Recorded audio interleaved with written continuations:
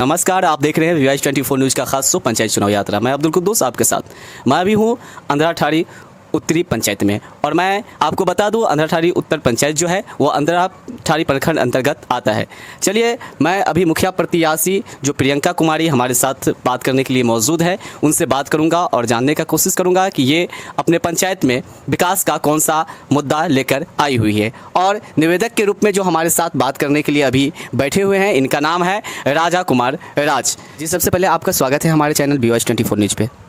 सबसे पहले अहाँ सबके बहुत बहुत धन्यवाद और जितने भी जनता मालिक छी पंचायत के क्षेत्र के सबके प्रणाम करै छी, गोर लागै छी। सबसे पहले अहाँ अपन परिचय दियो। हम प्रियंका कुमारी राजा कुमार राज जी के धर्मपत्नी छी और हम इंटर कऽ डिप्लोमा केने छी और CTET सेहो पास छी। अहाँ पंचायत चुनाव में मुखिया प्रत्याशी के पद पर चुनाव लड़े के लिए जा रहल छी, तो अहाँ कौन सा मुद्दा लेके अपना पंचायत में एलहुँ? हम अपना पंचायत में जन कल्याण एवं सेवा के भावना लऽ कऽ सब अपना पंचायत में एलहुँ हन, जैसे जन कल्याण और अपना पंचायत के विकास है। अपना परिचय देंगे जी। आप सभी को मेरा नमस्कार, प्रणाम। मैं राजा कुमार राज। मेरे स्वर्गीय पिताजी श्री त्रिभुवन चौधरी जो कि कन्या अभियंता थे, और बहुत ही दुखद बात है कि वो कोविड में सडनली उनकी मृत्यु हो गई, निधन हो गई। और उससे 4 दिन पूर्व ही मेरे भैया विष्णुकांत चौधरी जो कि पेशे से शिक्षक थे, उनकी भी मृत्यु हो गई। तो एक बहुत ही साधारण, निम्न और एक गरीब कहना चाहिए कि एक संघर्षशील फैमिली से मेरा जो है एक नाम है, और हमेशा से मैंने जीवन में संघर्ष करना सीखा है।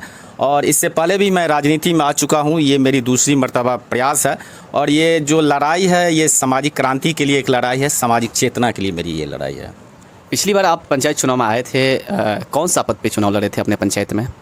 2011 में, उस समय मैं बहुत ही कम उम्र का रहा होगा, आप सहज अनुमान लगा सकते हैं। तो मैं पंचायत समिति पद से चुनाव के लिए आया था और बहुत ही मामूली अंतर से जो मेरी हार हुई थी।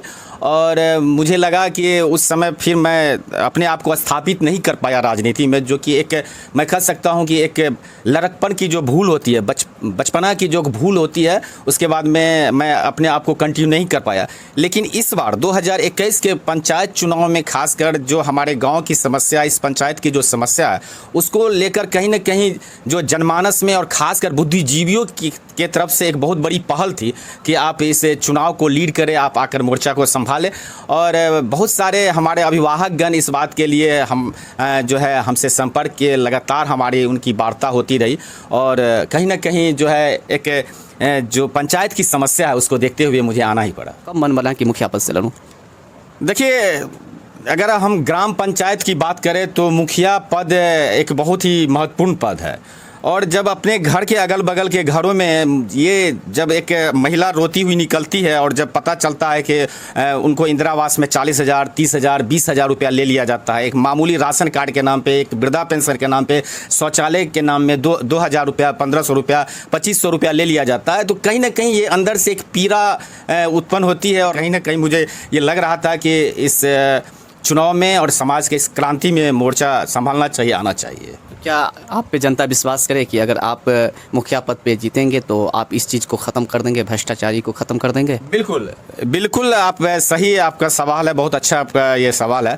मैं जब चुनाव में, जब उस समय में अक्टूबर और लास्ट दिसंबर महीना था 2021, उसके बाद में जनवरी फरवरी के बाद फिर कोविड आ गया, तो मैं उस समय जो अपना फर्स्ट जो अभियान शुरू किया था, मेरे राजनीतिक गुरु हैं स्वर्गीय रामफल चौधरी, जो मैं उनको देवतुल्य मानता हूँ, उनके स्मृति पर उनका जो स्टैच्यू है, उस स्टैच्यू पर मैं लाउड स्पीकर लगाकर अपना 50 मिनट का मैंने स्पीच वहाँ पर दिया था, संबोधन किया था इस पंचायत की जनता को।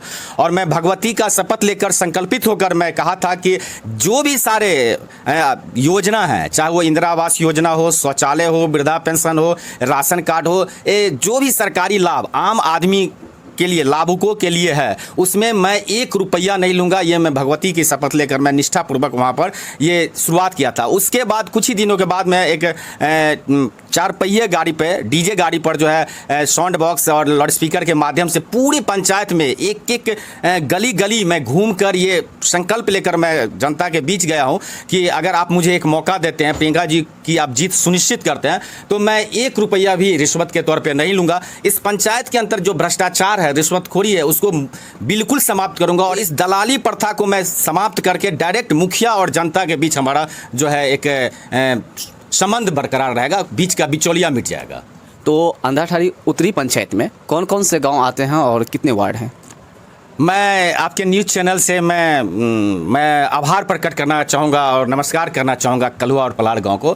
मुझे याद है जब मैं 2011 में चुनाव लड़ा था पंचायत समिति पद से, तो 270 वोट में 171 वोट मुझे कलुआ गांव से मिला था और उसके बाद मैं उस चीज़ को नहीं कंटिन्यू कर पाया जो मैं आपको पहले ही बताया। पलाड़ एक कलुआ गांव है जो 15 नंबर वार्ड है, जो हमारा अंतिम आखिरी वार्ड है, और उसके बाद पलाड़ गाँव है जहाँ पर 3 वार्ड है, कलुआ गाँव में 1 वार्ड है, और अंधराठाड़ी में जो है और जो है 11 वार्ड है। जो 2 वार्ड है वो अंधरा बाज़ार जो है उससे सटा हुआ 2 वार्ड है।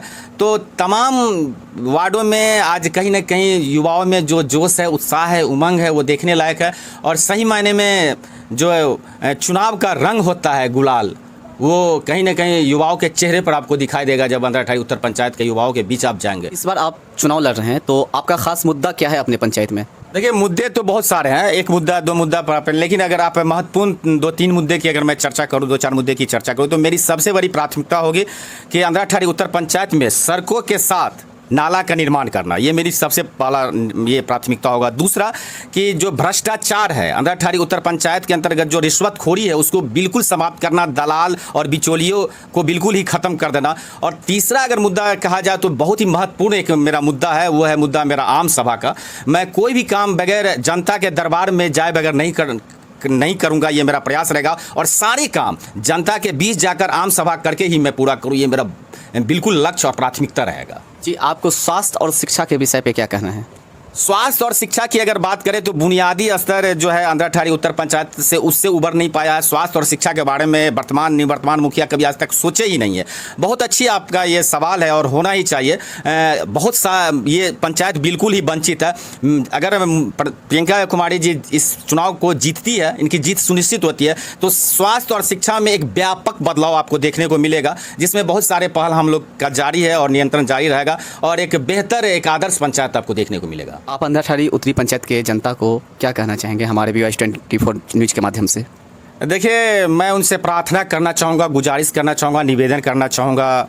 ये एक जो ये पंचायत चुनाव जो है मुखिया पद के लिए, ये कोई व्यक्तिगत चुनाव नहीं है, ये एक सामाजिक चुनाव बन चुका है। ये एक धर्म और अधर्म के बीच की एक लड़ाई छिड़ चुकी है और कहीं ना कहीं हर एक नागरिक का कर्तव्य बन रहा है कि आज आप धर्म के पाले में आकर आप अपना स्थान ग्रहण करें। आपका अभिनंदन है, स्वागत है।